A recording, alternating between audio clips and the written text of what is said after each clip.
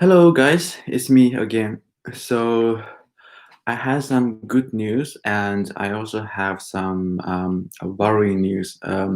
So, basically, I've been doing some calculation and some analysis about my job application and my interview, etc., etc. And the good thing is that I realized that every week I have been receiving 3 or 4 job interviews, so I guess that's good. But the worrying news is that like the most time I spend on applying for jobs, spending on interviewing, I realized there might be a lot of questions, a lot of problems for me to stay in France. So I have been thinking a lot, and I wasn't sleeping enough last night because of that.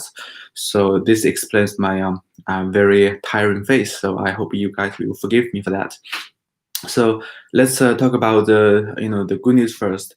As I have mentioned earlier in my previous videos, that I have been treated. I have been treating my job search as a mathematical problem. So basically, the thing I do is that I find a lot of the job portals that I see as very helpful tools, channels for me to get the information, which company is hiring, what kind of positions they are hiring, and what are their requirements. So I've been trying to apply for that a lot, as long as their job title or maybe their job function is my I mean they seem right to me. So I follow this logic, and I've been applying a lot of jobs, including permanent jobs, part-time jobs, freelancer, contractor,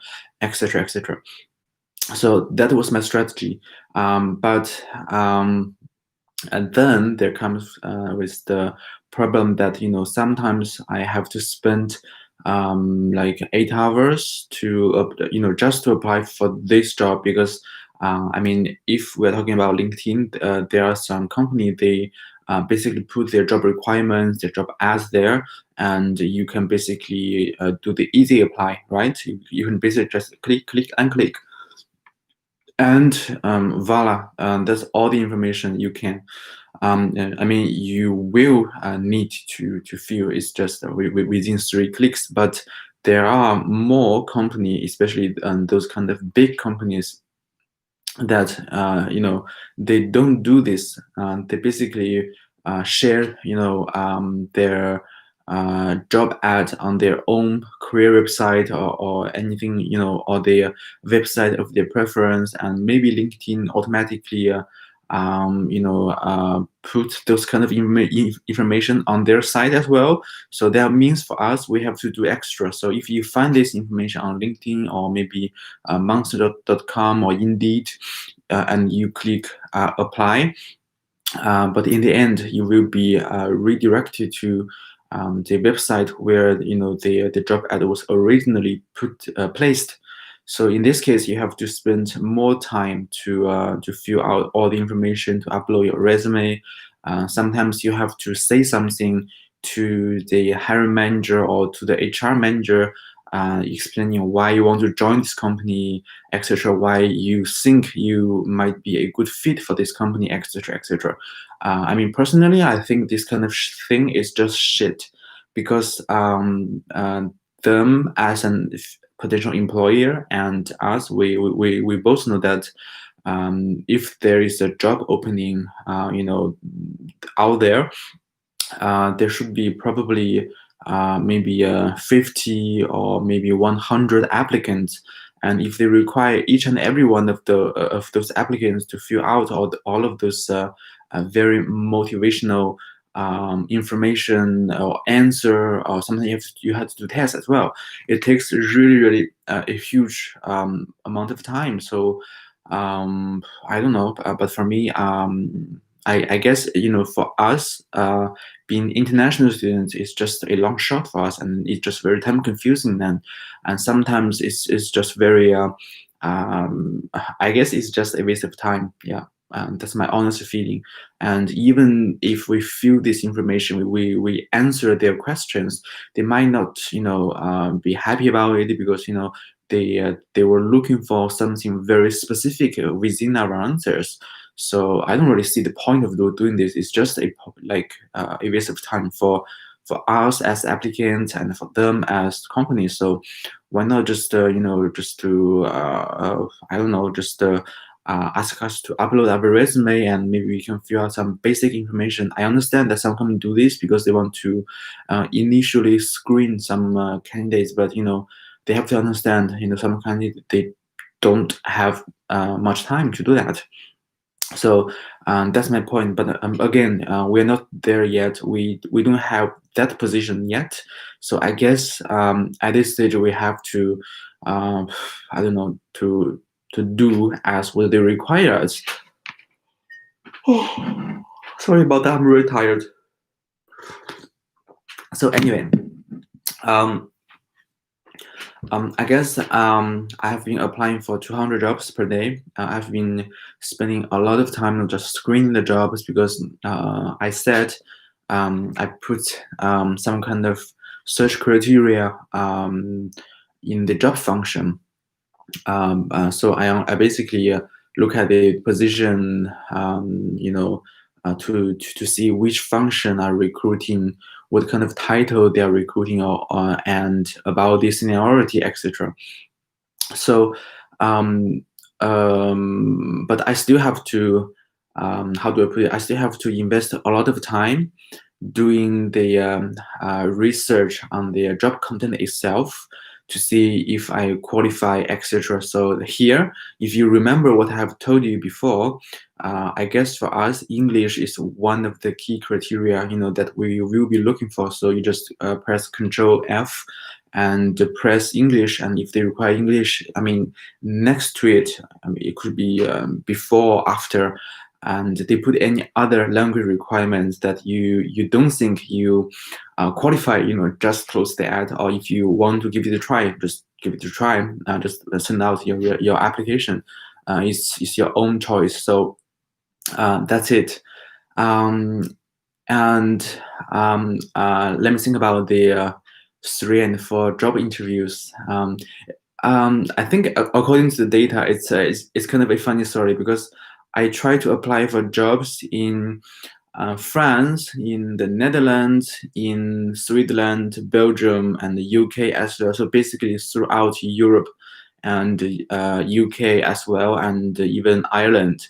I guess the 100% of reply and interview I received was actually from London. So I don't know about I don't know if things is the same for you as well or not, but I felt like the more time I spend on applying for jobs, the more I realized that staying in France is going to be a very long shot. So I don't know. I mean, my motivation is to continue staying in France. And, I don't mind where it should be. I mean, it could be in Paris, in Lyon, in Marseille, or any other small city in France because I really like the country. I like the culture. I'm also learning the language as well. So if I can continue working here, I guess I can gain more experience. I can improve my language, etc. So it could be beneficial for me to get a work permit, or even when I was applying, when I'm going to apply for the French nationality. So I guess that's the easy part. And I have been telling my friends that we have been studying in France for more than 1 year, roughly 2 years. So that kind of give us an advantage when we're trying to apply for French nationality. So basically in France, there is, I think it's a kind of a regulation, which is basically saying that if you have more than 3 or 4 years of experience in staying in France, like physically in France, you are eligible to apply for a French nationality. So yeah, that's the rule. But I have been asking a lot of friends as well, and they have been. I guess they told me that it is right according to the regulation and everything. But in reality, they have to assess your French skills. They have to assess your cultural adaptance to see if you can be naturalized, something like that. And also, I guess the most important criteria is that if you can be deemed as someone who is paying tax, who can make contribution to the French society. So in this case, even though we are students, and if you're a master student, it's usually 1 year or 2 year in France. So basically, following this logic, if you stay in France, work in France for more than maybe another 1 or 2 years, you are literally eligible to apply for the French nationality. So that's my point. But the reality is that with the COVID, with the recession, with the reduction in personnel, I'm not sure about anything right now. And I told myself, I told my friends as well, that we shouldn't be limiting ourselves to Paris, or maybe we shouldn't limit ourselves in France as well. And based on the reply of my interviews, I guess London, it seems like a more rational choice for us to choose, because if we go to London, at least we are very international. Obviously, we speak English at a very fluent level. So I guess that there will be some language barrier, but it isn't that big compared to our French level. So I guess that's one point. And the other one is that now with Brexit, even the Europeans, when they try to work in the US as well, they also need to apply for a work visa, just like us. So I'm not totally familiar with the visa, the immigration process in the UK, but I think they're like tier 1, tier 2, tier 3, tier 4 kind of visa. So we need to apply, and so are the Europeans. So that actually put us in the same situation with European and people around the world who are trying to break into the UK job market. So yeah, I guess from this point of view, working in London is going to be easier for us. So I guess it's my honest feeling. And the other thing is that I did my research. I talked to a lot of people. Basically, their feedback was, if you're working in France, in general, your salary will be lower compared to London, compared to New York, or even in China. So that's the harsh truth. Because yeah, in France, I felt like France is more of a socialist country than China. Like seriously, because everything should be viewed equally. I mean, when we talk about the tax, it's one of the highest in Europe or maybe in the world. So my point is that I don't know. It's just if you are living in Paris, if you're working in Paris, and if you are thinking of your long-term plan, you're not making that much of money compared to your peers around the world in other major cities.